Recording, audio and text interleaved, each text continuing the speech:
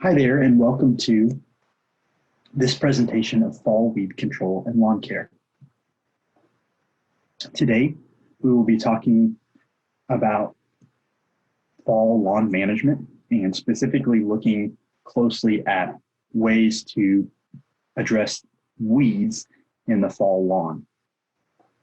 Now, we'll be talking generally about some lawn care practices that could be applied to really any time of year and any season. However, we'll be taking a close look at the fall. And so there may be some questions that you need to dig a little bit deeper in when it comes to other management practices and timing of things with fall.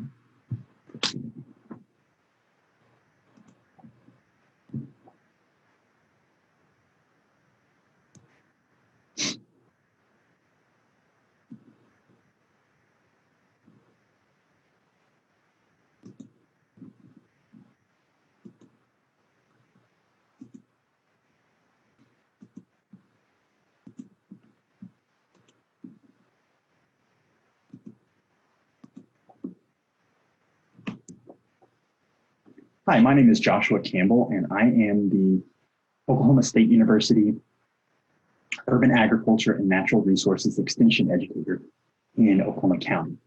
I'm going to be sharing with you some tips on fall weed control and lawn care.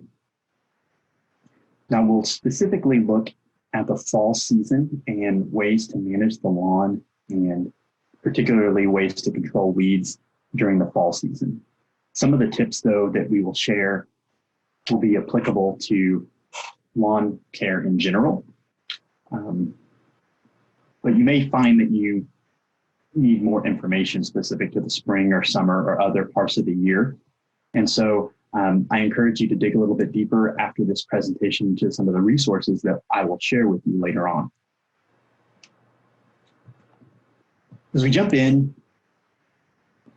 first, let's start by saying that maintaining a beautiful lawn is often a big priority for home landscapes, and there's nothing wrong with that. Having a nice lawn adds value to our homes. It makes our neighborhoods and our landscapes look attractive. But doing this can also be a very frustrating part of managing our home landscape. So I hope today that some of the tips that I share with you will make this process a little bit easier for you. And we're going to talk about lawn care and weed control. But in order to do that, it really helps to understand a few simple factors that play a role in the health and the overall appearance of your lawn. First off, lawn health and maintenance practices. So the health of your soil, the timing of mowing and things of that nature play a big role in the overall health outcome of your lawn. Understanding the weeds that you have, identifying those weeds allows you to properly control them and using the best methods and approaches for control, and also understanding the timing of when control needs to happen, all play into a successful lawn management program. Now, you also have to understand and define what your goals are. If your goal is maximum landscape appearance, then the approach you take when it comes to weed control and lawn care may go a different direction than if your approach is having the lowest maintenance lawn or saving as much money as possible. There's nothing wrong with any of these approaches, but determining your goal will really set the path that you end up taking. So clearly define the goal that you have, and that will allow you to make the right decisions about what management practices are going to be best for you. Here in Oklahoma, we have two turf grass growth patterns that we experience. We're here in what's called the transition zone, and so we actually have both warm and cool season turf grasses that may be utilized in our landscapes. cool season turf grasses are going to be things like tall fescue, predominantly used in shadier settings. And then warm season grasses would be things like Bermuda grass, zoysia grass, and buffalo grass, which are primarily used in full sun settings. And what you see here is the cool season grasses really have two distinct growing periods throughout the year. So the late winter, early spring, they start to grow, taking advantage of those mild spring conditions. They really significantly slow down in our summers and can even experience some dieback. And then they grow again in the fall as we cool down from the summer. Warm season grasses, on the other hand, only have one primary season of growth, and that is going to be spring, late spring through the summer, and they taper off into the early fall and end up going into dormancy. And so understanding the types of turf grasses that you're working with in your landscape is an important first step in any management that you're going to do. We have two excellent fact sheets on managing lawns, both a cool season lawn management calendar and then a Bermuda lawn management calendar, or you could also consider it just a general warm season lawn management calendar. And these can both be found at sheets-facts.okstate.edu. This web address is our fact sheet website and database, and you can actually search by topic.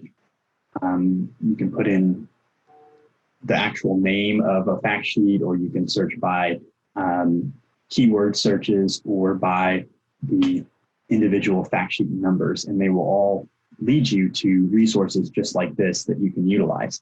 And so today, as we dive into this presentation, we'll be referring to both of these as a little closer as we think about the timing and the month-to-month fall management practices to control weeds and build a healthy lawn. So starting with warm season grasses, specifically Bermuda grass, we'll be looking at August through November, which I'm defining as kind of the fall lawn management period here in Oklahoma. And this calendar taken from this fact sheet actually gives us a month-by-month, 12-month the year breakdown of the different management practices that could be going on. And then you look month to month and you see what the common or needed practices are. So in the month of August for warm season grasses, you're certainly going to be still doing some mowing. You could be doing your last fertilization of the year. Some ongoing watering in the form of irrigation may be needed if we don't have timely rainfall. And then you are going to be thinking about starting your fall pre-emergent and post-emergent weed control applications, and possibly even controlling of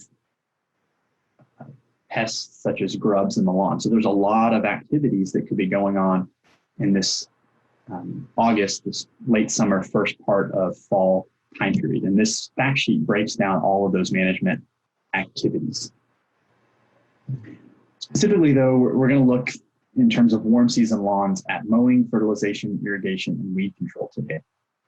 So mowing for warm season lawns may be necessary as late as the end of October or early November. It will really depend on our weather conditions. Warm season lawns will tend to go dormant as we get colder temperatures. And our historic first frost date here in Oklahoma, central Oklahoma at least, is around the 25th of October. And depending on the year, the Bermuda grass will tend to go dormant around that period or shortly after. So you may have ongoing mowing needs that go all the way into October. Fertilization, you want to think about the fertilization of warm season grasses as happening while they are actively growing. So you want to avoid any very late season application of fertilization on warm season grasses. So ideally, your fertilization programs will be completed by the end of August. Irrigation will again depend on weather conditions, and some irrigation may be needed all the way into September and early October whether we get rainfall or not. Warm season grasses like Bermuda grass require about 1 inch of water, either in the form of precipitation or irrigation, to make it through our summer conditions. Once we get into September and October, we typically get cooler temperatures, we get more timely rainfall, and so this may drop back to 1/2 inch or no needed supplemental irrigation, depending on, again, our rainfall patterns. Weed control is going to be an important maintenance concern this time of year as we approach fall, and this will be true for both warm season and cool season lawns, as you'll see in just a little bit. Pre-emergent products and post-emergent products may be needed for weed control during the fall season. And we will talk specifically about what pre-emergent and post-emergent products are and how they're used. But in general, pre-emergent products are going to be used to prevent winter annuals from germinating. And they're going to be needed to be applied in August or early September, so they stay ahead of when those winter weeds begin to germinate. Post-emergent products will be applied later because they're going to be applied on existing weeds. And so typically winter weeds germinate in mid-September. And so you wouldn't need to do post-emergent applications to spot treat any weeds that made it through that pre-emergent barrier, probably until the beginning part of October. Okay, moving into cool season lawn management now, and you can see that this calendar that I refer to coming from our fact sheet shows you the management practices that may be needed during the fall season. Those look like establishing and overseeding, fertilization, irrigation, weed control, and then renovation and improvements. So there's a few extra management considerations for cool season lawns that we experience here in the fall. The fall is an ideal time for establishing new cool season grasses, either from seed or from stock. Mid-September through mid-October is going to be the ideal time to establish cool season lawns. And the reason for that is because soil temperatures are ideal for germinating those seeds. The growing conditions are right. In addition, you're going to have ongoing fertilization needs because the active growth is happening for those cool season grasses. And so fertilization applications can begin starting in late September, and you can do a fertilization application in November as well. It's always recommended to do fertilization applications based on soil tests, if at all possible. That gives you a roadmap for how much fertilizer product to put down, what products to use. And so that's very important to do that every so often. Typically on cool season lawns, you're going to have between 3 and 4 applications of fertilizer spread out over the course of the growing season. And so for cool season lawns, remember their peak growing periods are spring and fall. And so you'll be thinking about March, April, and then maybe September, October, or October, November as those 3 to 4 application time slots. If we think about irrigation needs, cool season grasses need as much as double the amount of water ongoing as warm season grasses. So whereas Bermuda grass needed 1 inch per week, tall fescue and other cool season grasses are going to need more like 2 inches per week. And especially in the late summer, so August and early September, as we still often face very warm conditions and it can be quite dry, that irrigation is going to be important. You're going to need more ongoing irrigation to establish a new sod and seed, and so you need to think about that.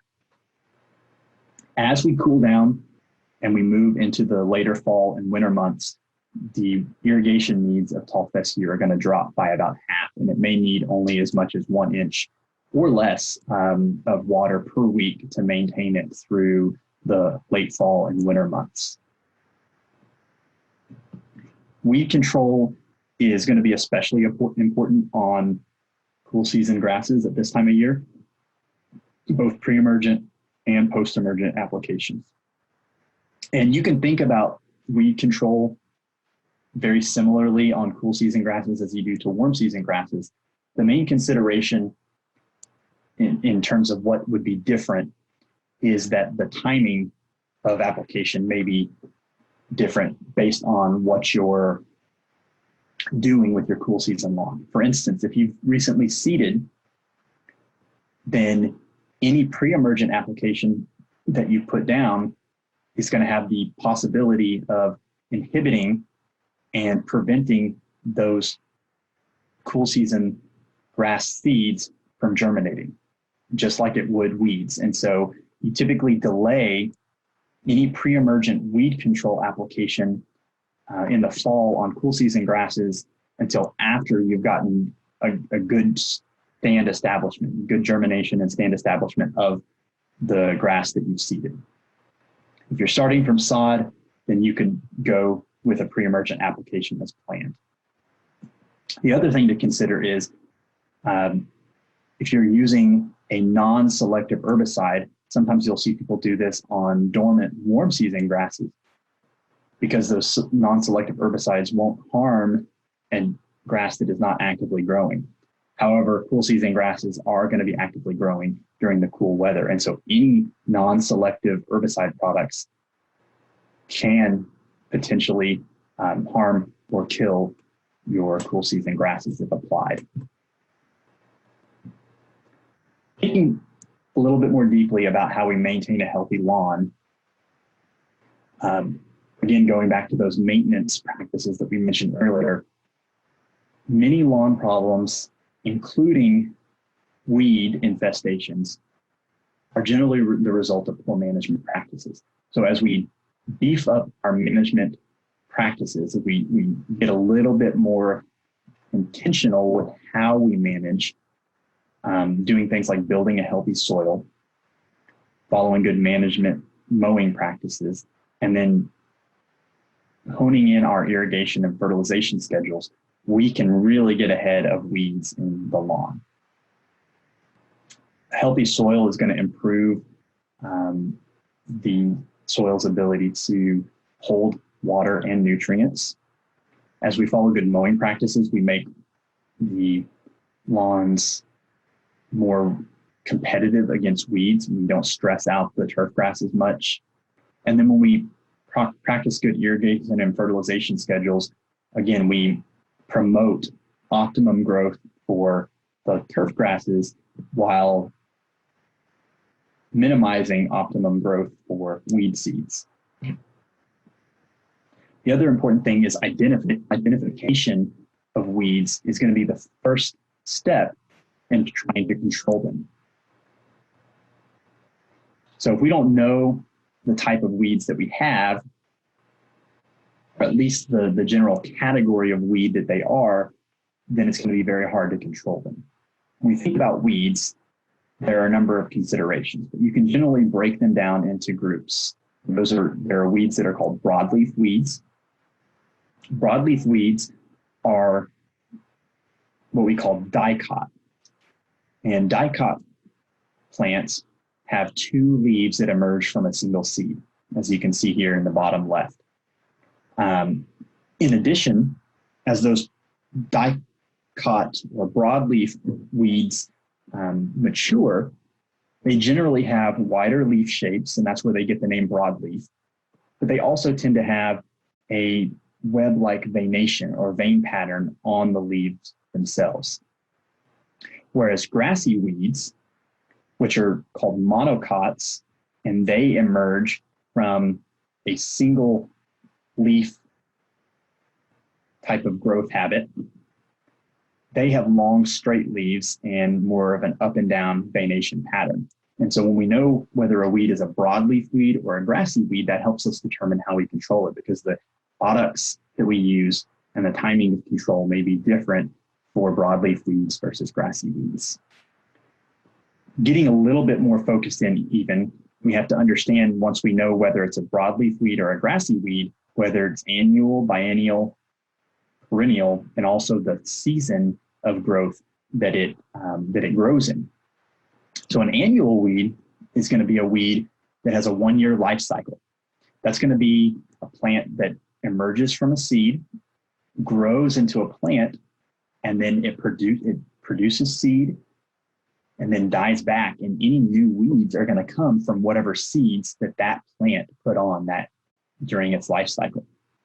A biennial plant is one that takes 2 seasons to complete its growth cycle. And so it'll start out as a vegetative plant the first year. And then in the second year, it will produce seeds, die back, and new plants will emerge from those seeds. Whereas a perennial plant is one that continues to grow year after year from the vegetative material that's left behind, what we would call the crown of a plant, which is the part that emerges just past the root system above the soil. And that's where energy is stored so that plant can come back year after year from that same plant material. And then the season in which a plant or a weed emerges tells us about how to control it. If it's going to be germinating in the early fall and late fall, early winter, then the timing of when we put down pre-emergence to control that is determined by when it germinates. To elaborate on that a little bit more, this image gives you a good picture of what I'm describing. So winter annual weeds emerge when weather conditions are right. Sometime in mid-September is when they start germinating, and they actively grow all the way through the year and mature sometime in the spring and then start to taper off at the end of the summer. And oftentimes we start to worry about these weeds in February, March, April, and May when they're already mature. And there's a lot less control that we can have over these weeds when they're in this mature state. Whereas if we think about trying to control them in a pre-emergent fashion, before they even emerge, say in August and early September, we can gain much, much better control. These are some examples of some of the common winter annual broadleaf weeds that you might encounter in an Oklahoma lawn and landscape. This is certainly not an exhaustive list of the weeds that you would encounter, but I just wanted to give you some visual examples of some of the weeds that we encounter. Things like henbit, which is a classic example of one that we get a lot of complaints about in the spring, but if people had properly used a fall pre-emergent application, they can gain control of henbit before it becomes a unsightly problem in the spring.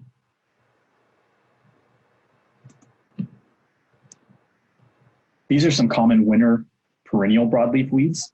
And again, not a full list, but just some of the ones that you might experience. So these have the potential to come back year after year from the same plant. And so what you'll find is often that these have tap roots or a very deep-rooted base. And if you are not chemically controlling them and you just come and you mow or you are hand pulling, any vegetative part that is left behind has the potential to allow that plant to reemerge.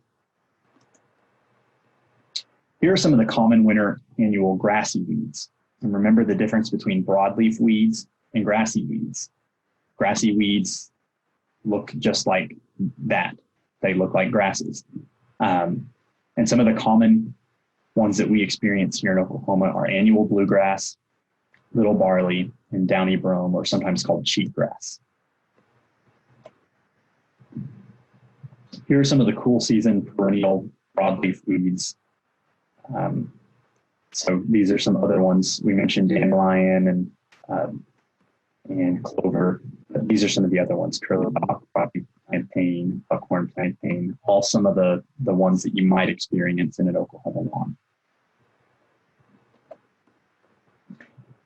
While the timing of treatment for The summer annual grassy weeds is going to be in the spring. I went ahead and put this slide in here because I wanted to make you aware that there are different times of the year when we control different grassy weeds or broadleaf weeds. And that's why it is important to think and to pay attention to that calendar, that 12-month calendar fact sheet that I referred to earlier.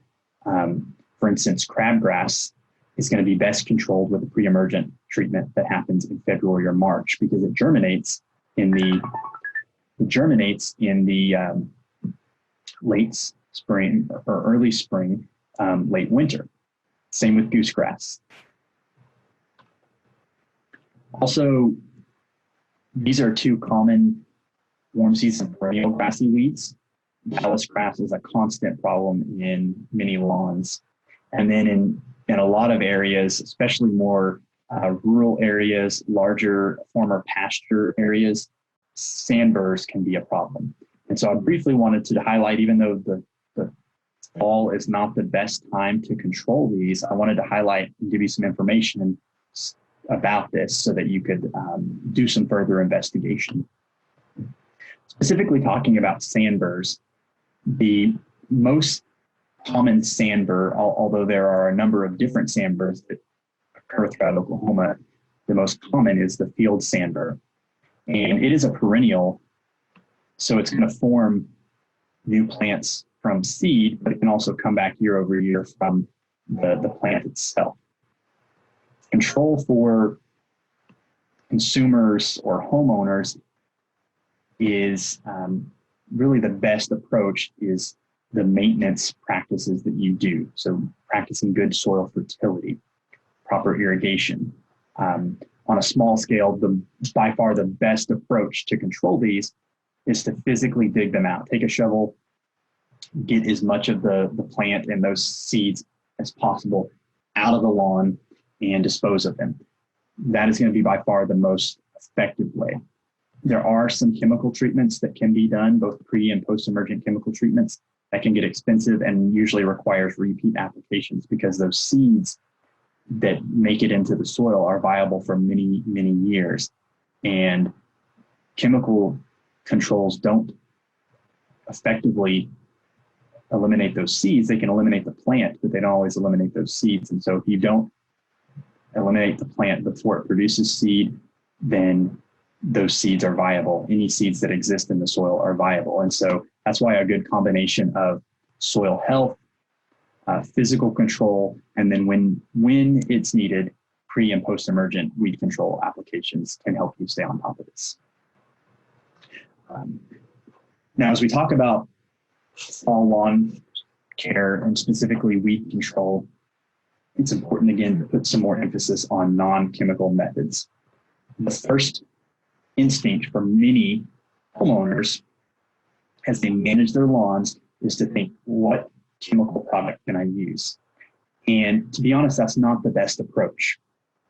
Thinking about what we call cultural practices or maintenance practices, such as adjusting your mowing height, allowing lawn clippings to remain on the grass to break down and incorporate into the soil, and then timing and frequency of mowing. Those are some of the factors, like I mentioned earlier, that play a significant part in the overall health and appearance and ability of your lawn to outcompete weeds. Raising the mowing height. Of course, the mowing height is going to be different depending on the turf species in question. But in general, as you raise the mowing height, you allow that turf grass to put more cover over the soil, which is going to reduce the ability of weed seeds to germinate. It's also going to allow for a healthier, stronger turf plant. And as you mulch mow, those clippings break down and provide organic material to the soil. Over time, that improves the soil's condition. It's going to make it be able to hold water longer and more of it. It's going to allow nutrients and oxygen to cycle through the soil and be available to the plant more readily. Mowing frequency is important. Most grass plants, their core of their growth energy is coming out at the base of the ground right at that plant, which we call the crown. However, there are a lot of weeds that growth point is a little higher up. And so the more frequently that we mow, sometimes that allows us to gain control or eliminate certain types of weeds just by frequent mowing. Hand pulling is going to be by far the most effective weed control method available to anyone. It is, if you can get that plant, and especially if you can get as much of the root system as possible, you're going to be able to get very, very good control. However, it's labor intensive and it's not always practical. It requires physical ability that we don't all have. And so as a result, it's not always the preferred method, but it is by far the most effective. Proper fertilization is another option. When we think about timing and availability of nutrients, a well-fertilized lawn is going to be stronger, more able to outcompete weeds. And when we ensure that plants have proper nutrients, we are giving them the most competitive edge possible for outcompeting weeds. But it should always be based on a soil test. Soil test is your road map for any fertilization program. Also, proper irrigation. The general thought process or default understanding of irrigation is, okay, if I water more frequently, then there's going to be more water available to my plants. My grass will be happier. And actually, the best method from a lawn management perspective is to try to water as deeply and infrequently as possible. And so fewer irrigation cycles are going to promote a stronger turf grass root system. As that water moves deeper into the soil, those roots are forced to extend deeper into the soil to access that moisture. And as a result, it creates deeper rooted, stronger rooted turf grass plants. Also, if you're watering frequently, you're never allowing that top inch or two of soil to dry back. And as a result, you have a constant moist seed bed that allows any of those weed seeds that are there in that top shallow 1 to 2 inches of soil to have a very prime opportunity for germinating. Again, more details are available in our fact sheets than can be covered today. I encourage you to go to our facts.okstate.edu website and check out some of the fact sheets that are available. And these are just 2 examples: consumer broadleaf weed control for lawns in Oklahoma and controlling weeds in home lawns. We're going to give you far more detailed information about how to go about some of the things that we've talked about in today's presentation. Moving forward, we're going to talk about some of the chemical control methods for controlling weeds. As I stated earlier, this should not be the first method or approach taken in managing a lawn. It should be done in conjunction and after the other maintenance practices are implemented. Healthy soil, proper fertilization, proper mowing heights, proper irrigation. All of those things should be considered before we think about chemical control methods for weeds. Once we're at the point of chemical control, we need to remember that there are pre-emergent and post-emergent methods for controlling weeds. Pre-emergent weed control is thinking about controlling weeds before they germinate. It will not control actively growing weeds. And so pre-emergent products are put down on the soil surface before weed seeds germinate. And as they are watered into the soil, they create a temporary chemical barrier that prevents seeds from germinating.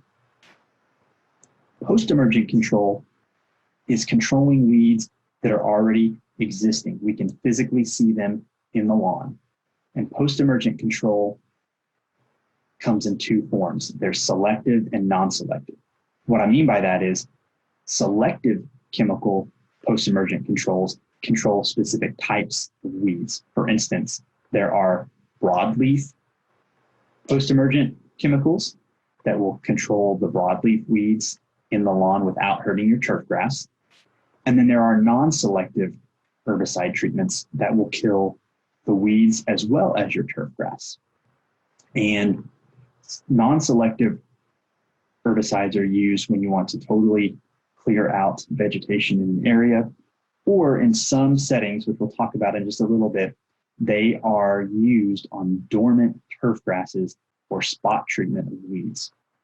Non-selective herbicides are what we call systemic, in that they require an actively growing plant in order to be taken into that plant and to cause it to die. And so when turf grasses are fully dormant, they are not susceptible to the damage, but the weeds that are actively growing within that dormant turf grass can be eliminated that way. So when we think about fall pre-emergent treatment, remember, it inhibits germination for a period of time. And so in order to stay ahead of the weeds that may be growing, we have to think about timing application in advance of when those weeds germinate, but not so far in advance that we don't get effective control. Typically here in Oklahoma, starting around the third week of August, going into early or mid-September is when you want to have your fall pre-emergent applications put down. But remember, if you're going to be overseeding your tall fescue to help renovate it, thicken it back up, make it look healthy again, then do not apply a fall pre-emergent application in those areas. For the most part, fall pre-emergent applications, if properly applied based on the labeled recommendations, can give you between 80 to 90% control of weeds. You're not going to get 100% control no matter how good you are. And so what happens is you'll get a few weeds that make it through and that end up becoming what we would call a weed that needs to be controlled in a post-emergent method. The pre-emergent treatments have a window of effectiveness that can be anywhere from 40 or 50 days up to 90 or 100 days. The product that you use will give you general time frame that it is effective, but ultimately it's dependent upon weather. And the reason for that is that it is required to be actively in the soil root zone where those seeds are going to be germinating and establishing roots. And so if we get heavy rains in the spring, which we often do, that can wash away that pre-emergent herbicide either off the site or deeper into the soil, which makes it less effective and shortens the window of time that pre-emergent weed control is effective. Fall post-emergent applications, again, are going to be used on emerged weeds. And you'll commonly hear as a select products for broadleaf weed control, you'll hear 2,4-D, which is the main chemical ingredient.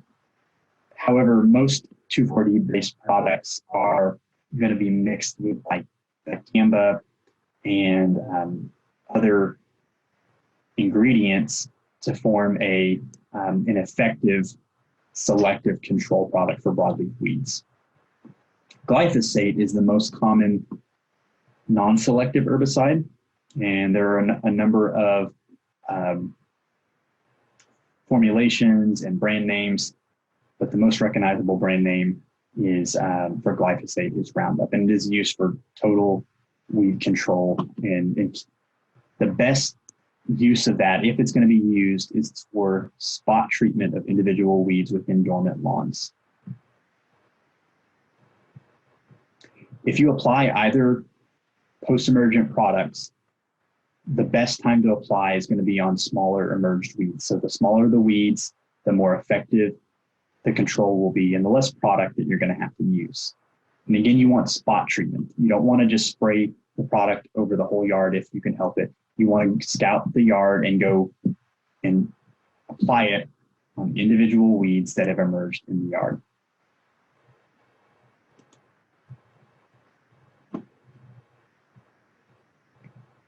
For pre-emergent products, there are different pre-emergent products that you would use for grassy weeds versus broadleaf weeds. The grassy weeds, you would use products that contain active ingredients such as orzolan, prodiamine, pendimethalin, diplopyr. There are others, but those are some of the most common active ingredients. For broadleaf weeds, you're going to want to find products that contain isoxaben. To get more information on this, again, refer to the fact sheets that we mentioned at the beginning, the cool season lawn management and the Bermuda grass lawn management calendars. You can go to our fact sheet website and type in L-442 or L-441 to locate those. For post-emergent control, again, you have products that are containing mixes of 2,4-D and dicamba, and those are used for broadleaf weed control in turf grasses. Some of the brand names that you might encounter would be Weed Be Gone, Trimec.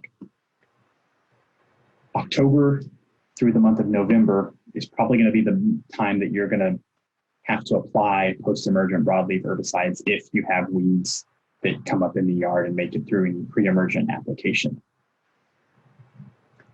Again, post-emergent applications are not the most effective way to control weeds, and we often default to controlling weeds once we see them. However, a properly timed pre-emergent application is going to be by far the most effective way to control weeds in a lawn. And remember, non-selective herbicides can be applied carefully on dormant warm season turf only. So don't apply non-selective products to cool season grasses, and don't apply them too early or too late on warm season grasses when there's still some green vegetation there. So make sure you read labels, pay attention, and use care and caution when using herbicide products. If you're following the calendars that we have provided, the information from the cool season and Bermuda grass lawn management calendars, then a typical lawn treatment schedule might look something like this. This would be, maybe you have a mix of cool and warm season grasses, but it would look something like the last week of August into mid-September, you're applying pre-emergent products for winter annual weed control. In October and into November, you can scout your yard. If you see some emerged weeds that made it through that pre-emergent, then you can use a broadleaf herbicide to control those weeds. Then again, in February to mid-March, you're using another pre-emergent application, which is going to help you control the spring and summer annual weeds. If we have a bunch of emerged weeds that are still around, you can do a dormant application of a non-selective herbicide to help control those winter annuals in the Bermuda grass before it greens up in the spring. You can do a second application of pre-emergent herbicide in May if needed. Sometimes we get heavy spring rains that shorten the window of effectiveness for those pre-emergents that we put down in the early spring. And so a second application is required to get pre-emergent control through the summer to control a lot of the summer annual weeds. You can do May through June spot treatment of emerged weeds using post-emergent herbicides, and as well as crabgrass. However, as we get into July and August, it's generally too late to try to get post-emergent control on weeds. The reason for that is those weeds are at their peak of growth, They are established, they have strong root systems, and so any herbicides that we use are going to be minimally effective and are going to run the risk of drifting and causing injury to turf grass, ornamental plants around the yard, and things like vegetable gardens. If we have raised bed vegetable gardens around, there's a high risk of injury. And so the best practice is to delay any July and August weed control and pick back up with this plan as we've described it. Now, we just highlighted the more conventional approach, the traditional approach to fall lawn care and weed control. However, there's a growing desire to control lawns in a lower impact, environmentally impacted way. And you might call this an organic or natural approach. And so I briefly will highlight some of the steps that we need to be taken if your goal was to use a more natural and organic approach to lawn care. An organic lawn care program, when I use that term, I'm referring to a lawn care program that is managing lawn without synthetic fertilizers or pesticides. It does not mean that you're not continuing to do basic lawn care maintenance.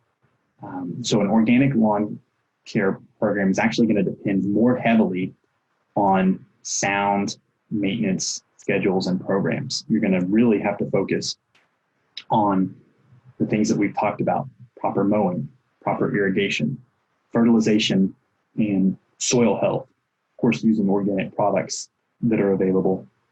And then weed control, again, as a last option. Some of the organic weed control practices. So again, there's limited scientific research that has been done on exclusively natural and organic lawn care programs. However, there's a lot of well-documented research that has been done on the management practices that play an integral part in making a healthy, natural, organic lawn care program work. And those are things like poor aeration, following proper mowing. Seasonally, every year to 2 years, you can, after aeration, top dress the turf grass with compost.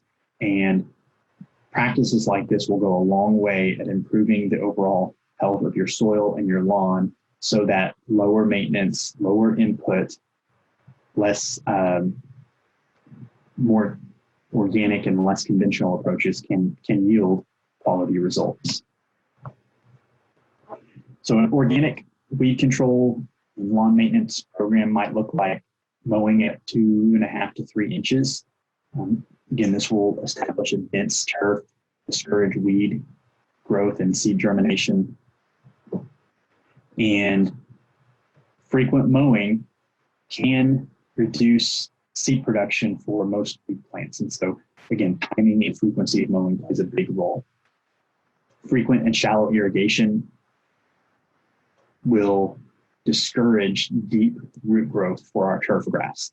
And it's going to allow those moister seed beds for weed seeds to germinate. And so following proper irrigation practices, irrigating as deeply as possible in that soil profile and root zone, but less frequently, is going to be a needed approach. And then there are a number of organic-based herbicides and fertilizers that are out there and can be used in a lawn management program. Some of the weed control products that are used for organic management are, from a selective weed control standpoint, there are some new organic herbicides that are available for lawn use, and a lot of them are using chelated iron as their active ingredient. There are a number of products out there. One, just to mention in this presentation, is called Fiesta, and it is said that these products can provide some control of broadleaf weeds in the lawn. There's some other products such as Adios, ADIOS, which is mainly an active ingredient using salts to provide broadleaf weed control. Some of the non-selective products are going to be herbicidal soaps. And again, these non-selective products can effectively kill quite a few weeds, but they may also harm your turf grass. And they are typically a fatty acid-based product. And what they do is they coat the leaves, and it doesn't allow that leaf to take in water, nutrients to properly perform photosynthesis, which allows it to have energy to draw out nutrients. And so it eventually leads to death of that plant. And what I understand about these products is that they can be effective at controlling a wide variety of annual weeds, but they're not very effective at all on perennial weeds. And that is because they don't have any ability to affect the root system and underground energy stores of perennial plants. Pre-emergent controls. The most common organic approach to pre-emergent weed control is using corn gluten. And corn gluten is a byproduct of the corn syrup manufacturing industry. So as corn syrup is produced, the byproduct or the waste product of that is this corn gluten. And the proteins in corn gluten can inhibit the germination and root growth of seeds. And so it is used in organic lawn management programs as a pre-emergent control product. Beyond weed control products, there are a number of other ways that I would call physical management to control weeds.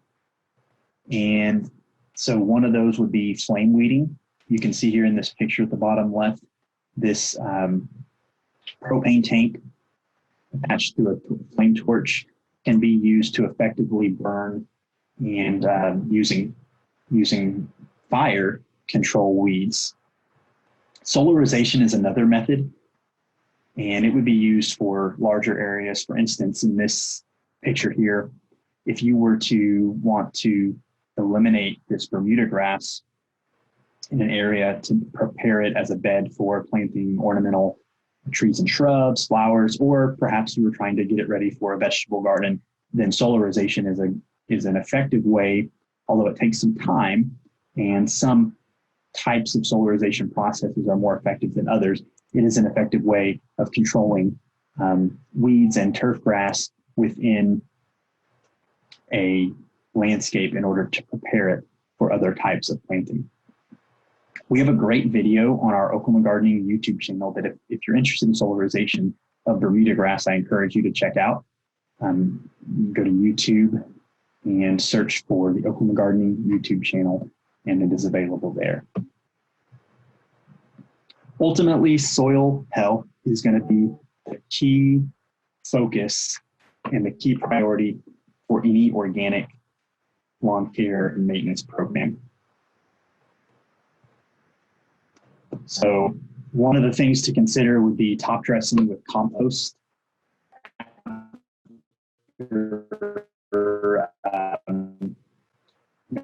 At least every couple of years, compost. As you surface apply compost to established lawns, that is referred to as top dressing. And what compost does is it supplies nutrients. And so some people confuse it as a fertilizer, but it is not a fertilizer in and of itself. Compost is what I would call a soil amendment or a soil conditioning product, in that it provides a small amount of nutrients, but it's primarily applied to add organic matter to the soil.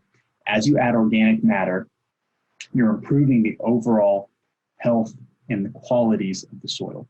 You're making the soil more able to hold on to moisture for longer periods of time. So your plants have less stress in periods of drought. Your soil is more able to hold on to nutrients and to cycle nutrients to the plants, make it available to the roots of the plants. And so it's more of an amendment to improve the overall quality of the soil. If you're going to experiment with compost top dressing on your lawn, The best time to do that would be in the fall or the spring, and it could be done in conjunction with any aeration that you're going to do. As you aerate, you're improving the compaction, so you're removing some of the compacted soil, adding more voids and air space into the soil, which is very important for optimum root growth. And then you can rake that compost into those voids, and that incorporates that compost into the soil of your lawn, making it available to start to improve the soil quality. We covered a lot of material in a short time today, and unfortunately, there's never enough time to cover everything that you would want to cover. The nice thing is we have a wealth of resources that are freely available to you as a citizen of the state of Oklahoma. You can go to our website. Again, this is sheets-facts.okstate.edu. I've referred to it several times throughout this presentation. When you arrive at the site, you'll land on a page that looks like this. And this is our extension service website. You can navigate to this search bar. And when you click on the search bar, it will take you to something that looks like this. And you can type in keywords that you're interested in. So I typed in here turf grass weeds and hit search, and a number of search results came up. These are all internal publications that we call fact sheets with information on specific topics, specifically relevant to Oklahoma, based in research and science. So you know the information that you're getting is relevant to you as somebody who lives in central Oklahoma. You can click on an individual link and it'll take you to a web page. You can scroll through and read the information, or if you wanted to jump to a specific heading, such as summer annual weeds or winter annual weeds, you can click on this hyperlinked area and it would take you to that. If you decide that you wanted to print this, if you prefer reading a physical copy, or if you wanted a PDF version to be able to interact with, you can click on that, print a PDF, and it brings you to the PDF versions of these fact sheets that would look something like this. And again, these are available at facts.okstate.edu. I really encourage you to go visit these fact sheets, to spend some time learning more about the topics that we've discussed today and other topics that may be interesting to you. We also have an Oklahoma Gardening YouTube channel. This is a channel that essentially gives you video versions of a lot of our popular fact sheets. I went to the Oklahoma Gardening YouTube channel, and then there's a search bar here on the right-hand side. I typed in lawn weed control, and you can see that a bunch of different search results popped up. We have thousands and thousands of videos that cover all sorts of landscaping, gardening topics. And so, again, I encourage you to go and to research topics of your interest on our Oklahoma Gardening YouTube channel and find some things that will be helpful to you. Lastly, you can stay connected with us here in Oklahoma County. We have a statewide extension service that is Oklahoma State University Extension. However, we are hyper-local.